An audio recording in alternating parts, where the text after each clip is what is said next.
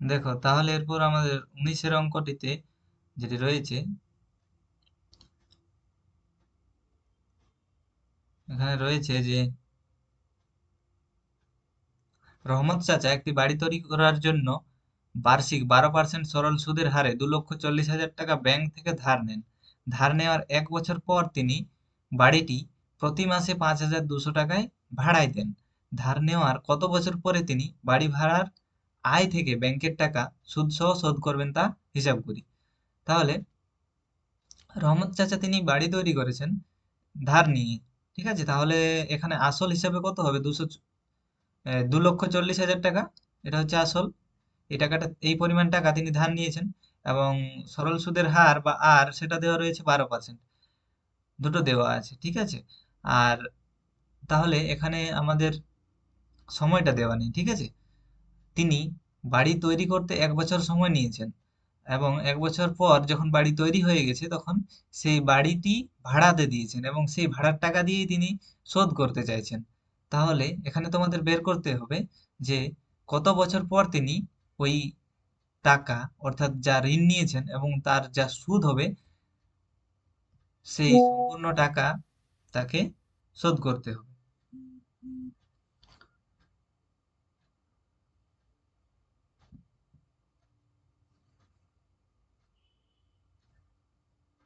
তাহলে দেখো,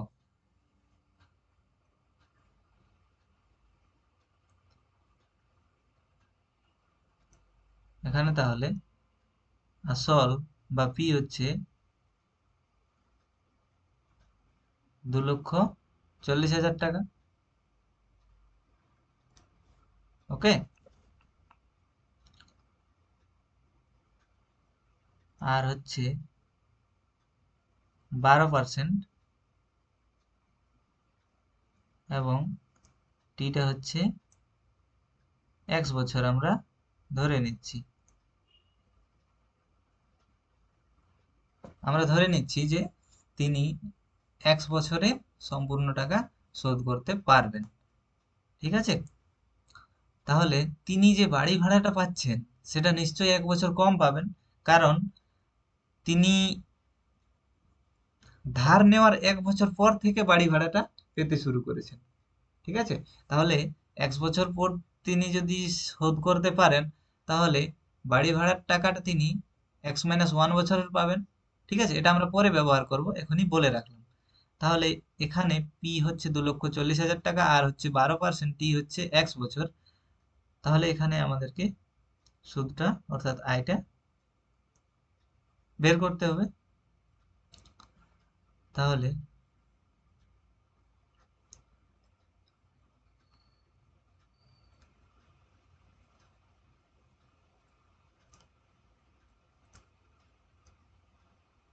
আয় সমান P R T by 100। P কত হচ্ছে 2,40,000, আর হচ্ছে 12, এবং টি হচ্ছে এক্স 100।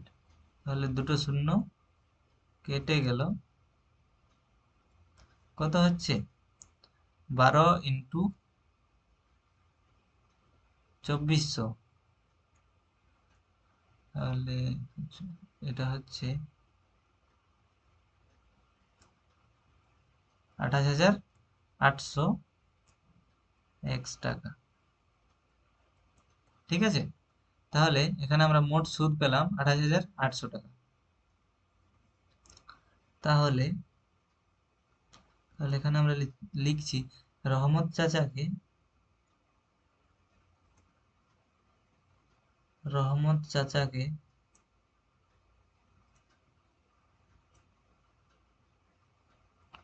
সুদে আসলে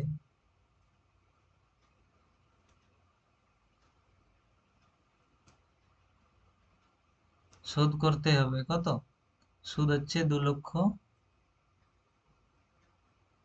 আসল হচ্ছে 2,40,000, এবং সুদ হচ্ছে 28,800 এক্স। তাহলে তাকে এত টাকা শোধ করতে হবে মোট সুদে আসলে। সুদে আসলে তাকে মোট এত টাকা শোধ করতে হবে।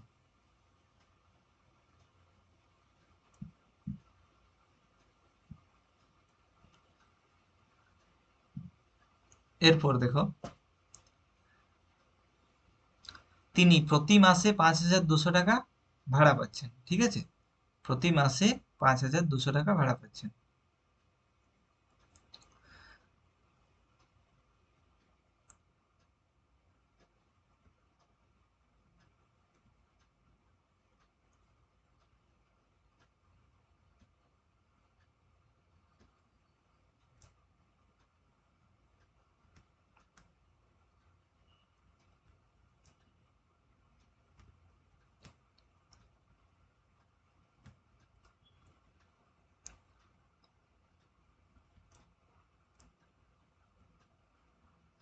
তাহলে 1 বছরে তিনি ভাড়া পান,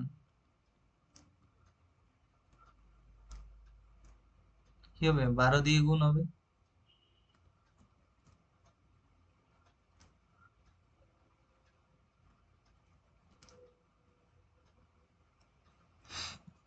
12 × 5,200।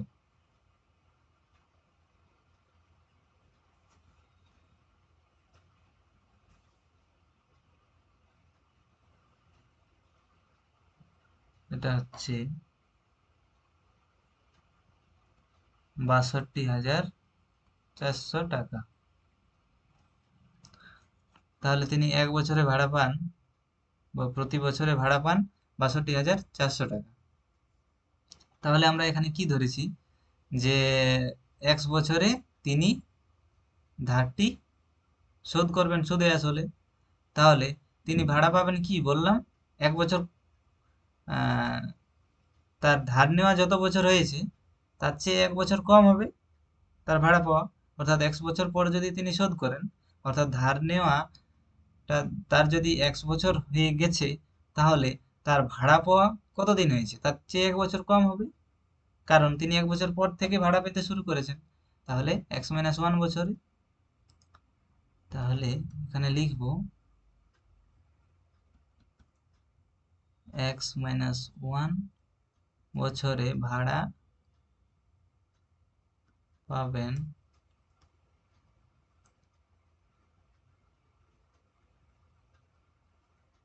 62,400 ইন্টু x-1, এত টাকা। তাহলে তিনি এই ভাড়ার টাকা দিয়েই তো শোধ করবেন। তাহলে তাকে মোট কত শোধ করতে হবে সেটা আমরা আগে বের করেছি। রহমত চাচাকে মোট শোধ করতে হবে এত টাকা, তাকে মোট শোধ করতে হবে এত টাকা, ঠিক আছে? এবং তিনি ভাড়া থেকে পাচ্ছেন ওই সময়ের মধ্যে এত টাকা। তাহলে শর্তানুসারে আমরা লিখতে পারি,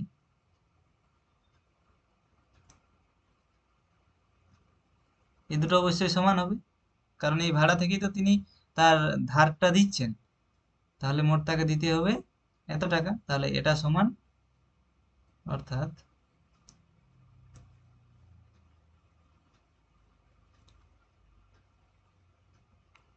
2,40,000 যুক্ত 28,800 x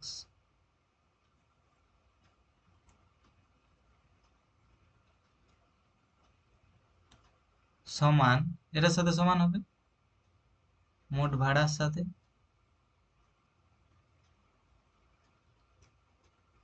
ওকে, তাহলে এটা থেকে ক্যালকুলেশন করে আমরা x এর মানটা বের করার চেষ্টা করছি। তাহলে এটা যেমন আছে থাকলো,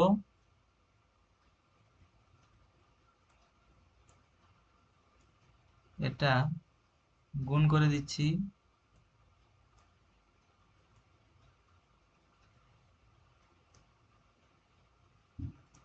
তাহলে x গুলো একদিকে নিয়ে নিচ্ছি,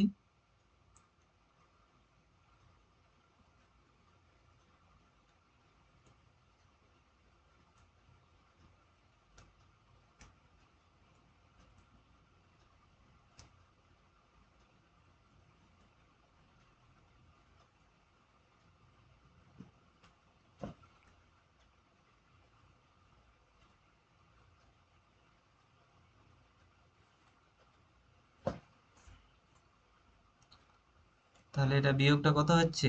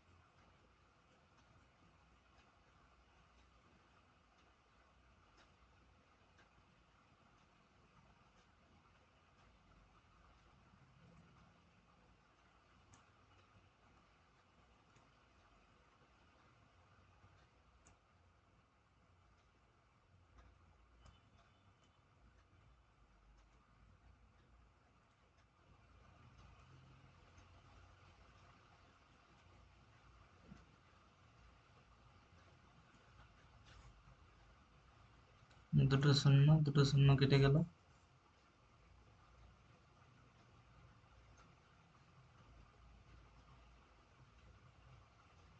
এটা দেখো 9 দিয়ে কেটে যাবে।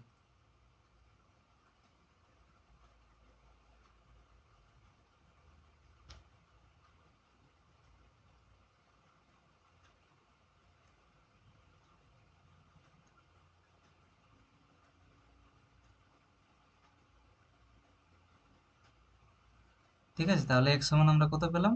9। তাহলে প্রশ্নে কি বলা ছিল? ব্যাংকের টাকা সুদ সহ ধার নেওয়ার কত বছর পরে তিনি বাড়ি ভাড়ার আয় থেকে ব্যাংকের টাকা সুদ সহ শোধ করবেন? তাহলে এটার উত্তর হবে 9 বছর পর। ঠিক আছে, এখানে একটু লিখে দেবে। এখানে লিখে দেবে যে তিনি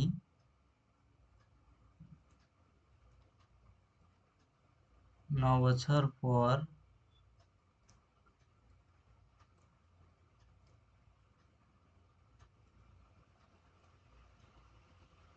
বাড়ি ভাড়ার টাকা থেকে ধার শোধ করবেন। ঠিক আছে, চলো এরপরের অঙ্কে যাই। আশা করি সকলে বুঝতে পেরে গেছো। না বুঝতে পারলে আবার ভিডিওটা প্রথম থেকে দেখো। আর কোনো সমস্যা থাকলে অবশ্যই কমেন্ট বক্সে জানাও। এরপর দেখো নাম্বার 20। রথিন বাবু তার দুই মেয়ের প্রত্যেকের জন্য ব্যাংকে এমন ভাবে টাকা জমা রাখেন যাতে প্রত্যেক মেয়ের বয়স যখন 18 বছর হবে তখন প্রত্যেক মেয়ে 1,20,000 টাকা করে পাবে। ব্যাংকের বার্ষিক সরল সুদের হার 10% এবং মেয়েদের বর্তমান বয়স যথাক্রমে 13 বছর এবং 8 বছর। তিনি প্রত্যেক মেয়ের জন্য ব্যাংকে কত টাকা জমা রেখেছিলেন হিসাব করি। তাহলে দেখো, রথিন বাবুর দুই মেয়ে, বড় মেয়ের বয়স হচ্ছে 13 বছর এবং ছোট মেয়ে রয়েছে 8 বছর। তাহলে তাদের দুজনেরই যখন 18 বছর হবে, অর্থাৎ প্রথম মেয়ে বা এই বড় মেয়ে যার বয়স এখন 13 বছর, তার 18 বছর যখন হবে তখন তিনি সুদে আসলে ফেরত পাবেন 1,20,000 টাকা। তাহলে এক্ষেত্রে সময়টা কত হচ্ছে? এখন বয়স 13, তাহলে যখন 18 হবে তাহলে সময়টা হচ্ছে 5 বছর। আর ছোট মেয়ে অর্থাৎ যার বয়স এখন 8 বছর, তার ক্ষেত্রে সময়টা হচ্ছে 10 বছর। ঠিক আছে, 10 বছর পরেই তো তার 18 হবে। তাহলে তার ক্ষেত্রে বয়স সময়টা হচ্ছে 10 বছর। এবং সুদে আসলে বড় মেয়েও পাবে 1,20,000, ছোট মেয়েও পাবে 1,20,000। তাহলে তাদের কত টাকা করে রথিন বাবু তাদের নামে জমা করেছেন সেটা আমাদেরকে বের করতে হবে। অর্থাৎ আসলটা দুজনের ক্ষেত্রেই আমাদেরকে বের করতে হবে। এখানে আর দেওয়া রয়েছে, টি দেওয়া রয়েছে, আইটাও দেওয়া রয়েছে। ঠিক আছে? কেন দেওয়া রয়েছে বললাম, দেখো। তাহলে প্রথম ক্ষেত্রে আমি লিখছি 13 বছর বয়সের মেয়ের রাখার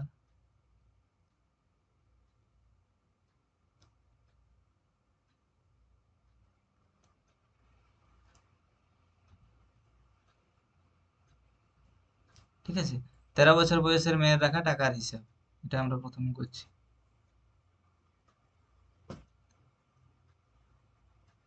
দেখো, তাহলে ক্ষেত্রে পি পিটা আমরা ধরে নিচ্ছি x টাকা। ঠিক আছে, ধরে নিচ্ছি যে x টাকা রেখেছেন, এটা ধরে নিচ্ছি। আরটা দেওয়া রয়েছে 10%, এবং টিটা হচ্ছে, এর এখন বয়স 13, তাহলে 18 বছর অবধি থাকবে। তাহলে সময়টা হচ্ছে 5 বছর। আর এটা দেখো এখানে কি বলা হয়েছে, যে সুদে আসলে কত পাবে, 1,20,000। তাহলে আমি এদিকে রাফি করছি, সুদ যুক্ত আসল সমান কত, 1,20,000 টাকা। এবং আসল যদি x টাকা হয়, আসল যদি কত x টাকা হয়, তাহলে সুদ কত হবে, 1,20,000 মাইনাস x টাকা হবে তো। 1,20,000 মাইনাস x টাকা, এই কারণেই বললাম যে সুদটাও আমরা এখান থেকে বলতে পারবো। তাহলে সুদের জায়গাতে আমরা লিখছি 1,20,000 মাইনাস আসল অর্থাৎ এক্স, এত টাকা।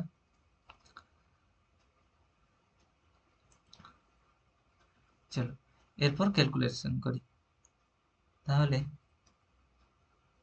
আমরা জানি আয় সমান পিআরটি বাই, বা আয়ের জায়গাতে লিখছি 1,20,000 মাইনাস এক্স সমান, পি হচ্ছে এক্স, আর হচ্ছে 10, টি হচ্ছে 5/100, বা 0 0 একটা গেল, 2 হচ্ছে, সেটা এদিকে গুণ করছি। তাহলে কি হবে, 2,40,000 মাইনাস 2x সমান x।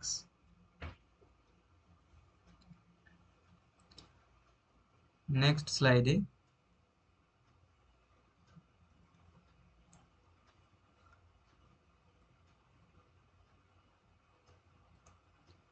কি রয়েছে একবার লিখে নিচ্ছি।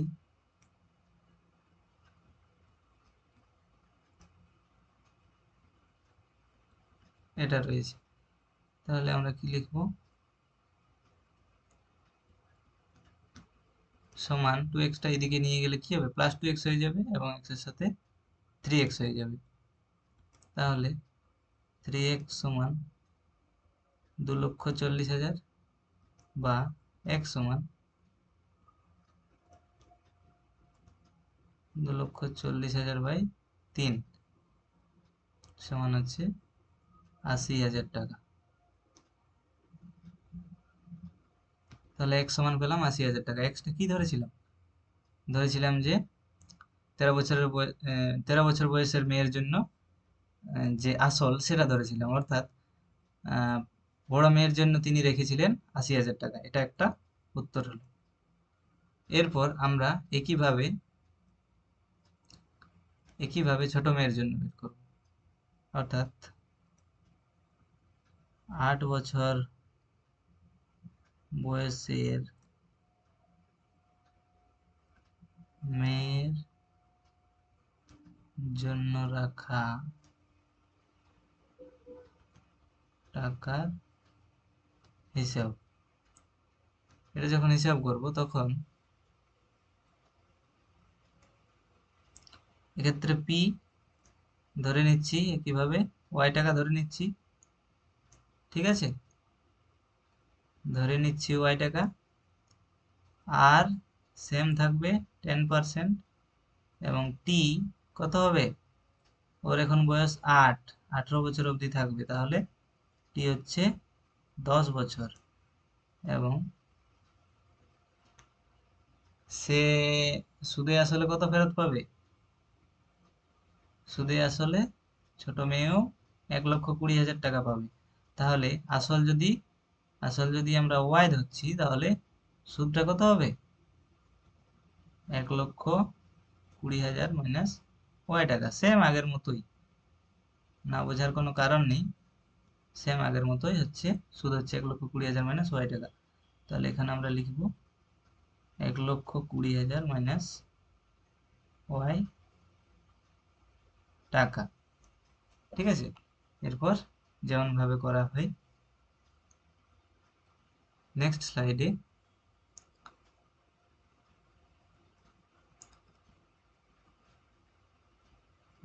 আমরা জানি I equal to PRT by 100, ঠিক আছে। তাহলে I কত ছিল, 1,20,000 মাইনাস ওয়াই, 1,20,000 মাইনাস ওয়াই সমান পি কত, পি আমি ধরেছি ওয়াই, আর হচ্ছে 10%, টি হচ্ছে এক্ষেত্রে 10 বছর, তাই তো, দেখে নাও, টি হচ্ছে 10 বছর, আর হচ্ছে 10, পি হচ্ছে ওয়াই বাই 100, তাহলে এখানে হচ্ছে 100, তাহলে 0 0 গেল, তাহলে কি থাকছে, 1,20,000 মাইনাস ওয়াই সমান ওয়াই, বা 1,20,000 সমান 2y, বা 2y সমান 1,20,000, অতএব y সমান 1,20,000 বাই 2 সমান হচ্ছে 60,000 টাকা। তাহলে এখানে আমরা লিখে দেব, কি নাম ছিল তার, রথিন বাবু নাকি, তাহলে এখানে লিখে দিচ্ছি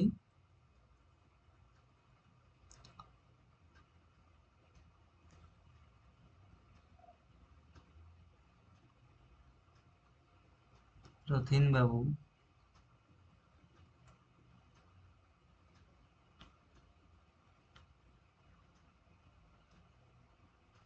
বড় মেয়ের জন্য 80,000 টাকা, এবং ছোট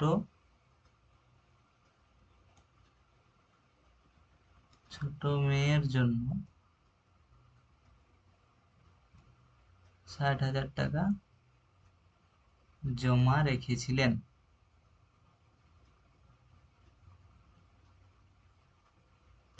ঠিক আছে, এই হলো উত্তর।